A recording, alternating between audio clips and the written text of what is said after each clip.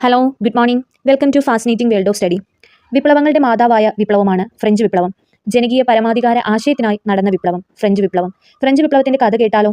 ഞാനാണ് രാഷ്ട്രം, രാജാവിന്റെ അധികാരങ്ങളെല്ലാം ദൈവം നൽകിയതാണ്, അതിനാൽ രാജാവിന്റെ ചോദ്യം ചെയ്യാൻ ദൈവത്തിന് മാത്രമേ സാധിക്കൂ എന്ന് ലൂയി 14-നും, എനിക്ക് ശേഷം പ്രളയമാണെന്ന് ലൂയി 15-നും, എന്നാൽ ഫ്രഞ്ച് വിപ്ലവ സമയത്തെ രാജാവായിരുന്ന ലൂയി 16-നും, നിങ്ങൾക്ക് റൊട്ടിയില്ലെങ്കിൽ എന്താ കേക്ക് തിന്നുകൂടെ എന്ന് ആക്രോശിച്ച മേരി ആന്റോണിയറ്റും ഫ്രാൻസിലെ ജനതയ്ക്ക് ഒരുപാട് ദുരിതങ്ങൾ നൽകി. ഫ്യൂഡൽ ഭരണവും നീതിന്യായ സൈന്യത്തിലുള്ള സാമൂഹ്യ അസമത്വവും അന്ന് നിലനിന്നിരുന്നു. ഇതിനൊക്കെ എതിരെ ജനങ്ങൾ പോരാടിയതാണ് ഫ്രഞ്ച് വിപ്ലവത്തിലേക്ക് നയിച്ചത്. ഫ്രഞ്ച് ജനവിഭാഗത്തെ തട്ടുകളായി അന്ന് തിരിച്ചിരുന്നു. അവയെല്ലാം എസ്റ്റേറ്റുകൾ എന്നായിരുന്നു അറിയപ്പെട്ടിരുന്നത്. ഒന്നാം എസ്റ്റേറ്റിലും രണ്ടാം എസ്റ്റേറ്റിലും പുരോഹിതന്മാരും പ്രഭുക്കന്മാരും ആണിരുന്നു. അവർക്ക് പ്രത്യേകിച്ച് നികുതികളൊന്നും നൽകേണ്ടതായിട്ടുണ്ടായിരുന്നില്ല. എന്നാൽ മൂന്നാം എസ്റ്റേറ്റ് ആകട്ടെ പാവപ്പെട്ട കച്ചവടക്കാരും എഴുത്തുകാരും ഉദ്യോഗസ്ഥരും അധ്യാപകരും ഒക്കെ നിറഞ്ഞിരുന്ന ഒരു മധ്യവർഗമായിരുന്നു. കൈത്തൊഴിലുകളും കർഷക പരിപാടികളും ചെയ്ത് ജീവിക്കുന്ന ഇവർ വലിയൊരു നികുതി ഈ പറയുന്ന രണ്ട് എസ്റ്റേറ്റിലുള്ളവർക്കും നൽകേണ്ടതായിട്ടുണ്ടായിരുന്നു. ഇത്തരത്തിലൊരു സാമൂഹ്യ അസ്ഥിരത അന്നേ ഫ്രഞ്ചിൽ നിലനിന്നിരുന്നു. ഇത്തരത്തിൽ മുന്നോട്ട് പോയിരുന്ന ഫ്രഞ്ചിലെ ഒരുപാട് നയങ്ങൾക്കെതിരെ പ്രതിഷേധിച്ച് ഫ്രാൻസിലെ ദേശീയ അസംബ്ലി എന്ന് സ്വയം നാമകരണം ചെയ്ത് മൂന്നാം എസ്റ്റേറ്റുകാർ 1789 ജൂൺ 20-ന് എസ്റ്റേറ്റ് ജനറൽ സമ്മേളിക്കാറുള്ള ഹാളിലേക്ക് വന്നെങ്കിലും അത് പൂട്ടിക്കിടക്കുന്നത് മനസ്സിലാക്കിയ ഇവർ തുടർന്ന് അവർ അടുത്തുള്ള ഒരു ടെന്നീസ് കോർട്ടിൽ സമ്മേളിക്കുകയും ഫ്രാൻസിനൊരു ഭരണഘടന തയ്യാറാകുന്നതുവരെ തിരികെ പോകില്ല എന്ന് പ്രതിജ്ഞ ചെയ്യുകയും ചെയ്തു.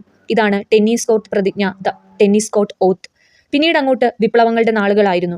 ബൂർബൻ രാജവാഴ്ചയുടെ പ്രതീകമായിരുന്ന ബാസ്റ്റിൻ ജയിൽ അവർ തല്ലി തകർത്തു. 1789 ജൂലൈ 14-ന് സ്വാതന്ത്ര്യം, സമത്വം, സാഹോദര്യം എന്നീ മുദ്രാവാക്യങ്ങൾ മുഴക്കിയാണ് വിപ്ലവകാരികൾ ജയിൽ തല്ലി തകർത്തത്.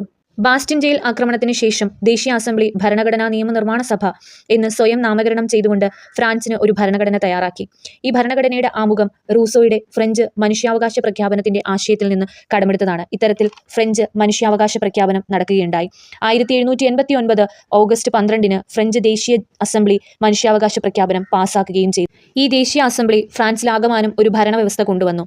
ക്രൈസ്തവ സഭ ഭരണകൂടത്തിന് കീഴിലായി. എല്ലാ വിഭാഗത്തിനും തുല്യനീതി ഉറപ്പുവരുത്തി. പ്രഭുക്കന്മാരുടെ പ്രത്യേക അവകാശങ്ങൾ നിർത്തലാക്കി. ഫ്യൂഡലിസം നിർമ്മാർജ്ജനം ചെയ്തു. ഫ്രഞ്ച് വിപ്ലവവുമായി ചേർന്ന് പ്രവർത്തിച്ച ഒരുപാട് ഫിലോസഫേഴ്സ് ഉണ്ട്. ഫ്രഞ്ച് വിപ്ലവത്തിന്റെ പിതാവെന്നറിയപ്പെടുന്ന വോൾട്ടയർ അതിലൊരാളാണ്. യുക്തിചിന്ത, സമത്വം, മനുഷ്യസ്നേഹം എന്നിവ വളർത്തണം എന്ന് ആഹ്വാനം ചെയ്ത വോൾട്ടയർ.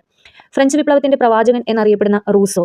1789-ലെ മനുഷ്യാവകാശ പ്രഖ്യാപനം റൂസോയുടെ ആശയത്തിൽ നിന്നുമാണ്. സ്വതന്ത്രമായി ജനിക്കുന്ന മനുഷ്യർ എവിടെയും ചങ്ങലയിലാണ്. ജനങ്ങളാണ് പരമാധികാരി.